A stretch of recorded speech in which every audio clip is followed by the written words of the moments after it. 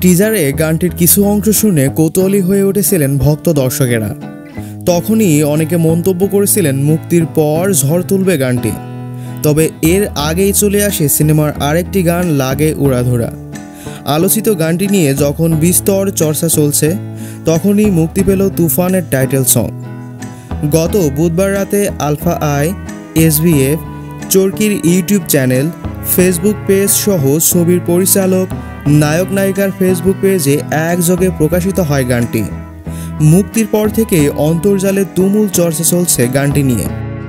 গানের গায়কী, কথা, সুর তো আছে, পর্দায় যেভাবে শাকিব খানকে উপস্থাপনা করা হয়েছে তারই তারিফ করছেন দর্শক সমালোচকরা।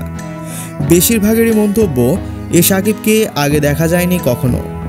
2 মিনিট 13 সেকেন্ড দৈর্ঘ্যের গানটির সুর, সঙ্গীতায়োজন ও প্রোগ্রামিং করেছেন নাবেদ পারভেজ।